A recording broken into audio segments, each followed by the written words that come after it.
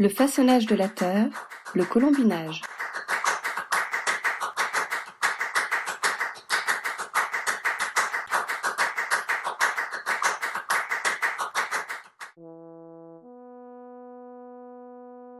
Pour démarrer une pièce en colombin, il faut déjà définir la base. Elle peut être ronde, mais aussi de n'importe quel profil. J'utilise une base ronde qui peut être façonnée avec des colombins enroulés ou à partir d'une boule aplatie. Il est important d'avoir un bord bien défini et une bonne épaisseur. Pour la confection du colombin, il est important d'avoir une terre homogène, souple et bien plastique. Il faut aussi un support poreux, bois ou tissu. Les modeleurs, utilisant le colombin, ont une basane sur une planche. Le pré-modelage hors table permet de réduire le diamètre. Puis je passe sur la table avec un geste sûr et ample, en appuyant fermement avec les paumes. Après 3 ou 4 tours, je relâche la pression pour me concentrer sur la régularité du colombin en l'étirant vers les extérieurs. Un colombin de 30 à 40 cm de long est raisonnable pour un diamètre de base compris entre 5 et 10 cm. Plus le colombin sera régulier, plus le pot le sera. Il est important de bien strier, de préférence en croisant, et enduire de barbotine le support ainsi que le colombin.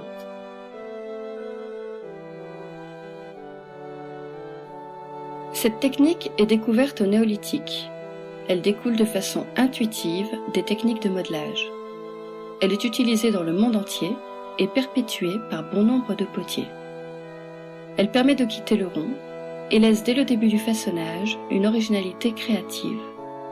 C'est ce que nous pouvons voir à travers le travail de Claire de Bril et celui de Bente Stuttgart.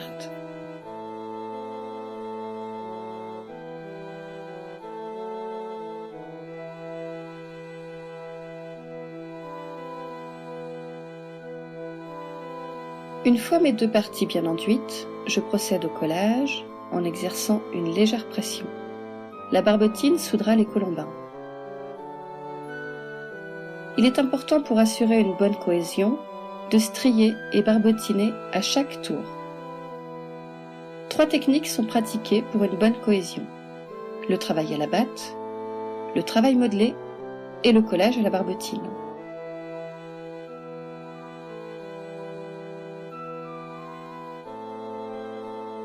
On monte ainsi jusqu'à une certaine hauteur. Lorsqu'on sent une fragilité dans l'équilibre de la pièce, il est temps de laisser raffermir la base afin d'éviter les déformations et l'affaissement du pot.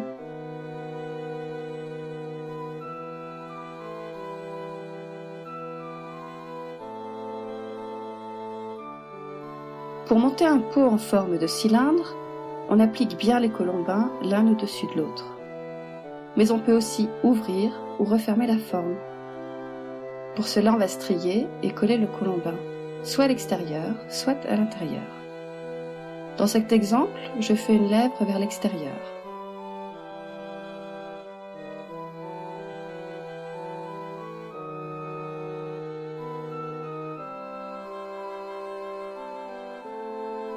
J'affine le colombin par une légère pression de l'index et du pouce, en étant assez régulière.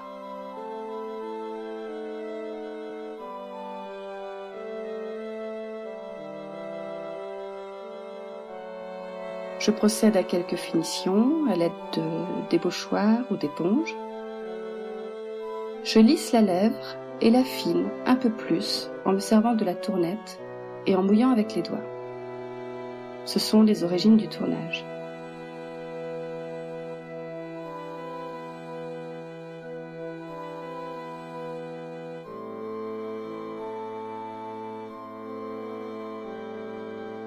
Je prépare un nouveau colombin en forme de carotte pour préparer une anse.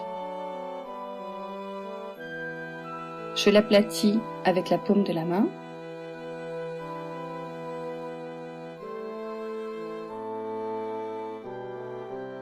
En tapotant sur la planche, on aura une anse beaucoup plus régulière.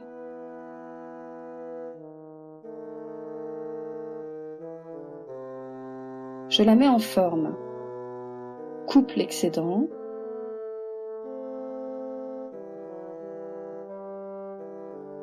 et je laisse le tout s'homogénéiser sous un sac plastique. Ainsi, les différentes textures de terre vont devenir uniformes.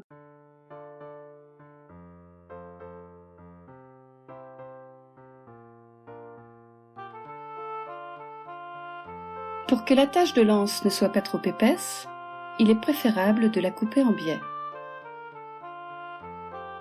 Je strie et pose la barbotine pour un bon collage.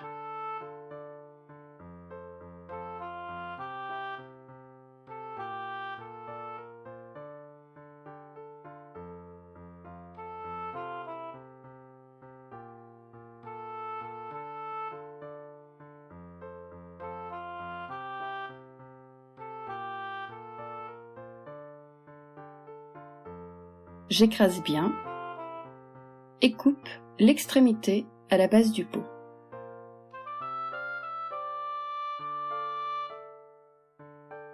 On enlève l'excédent de barbotine et je procède aux finitions.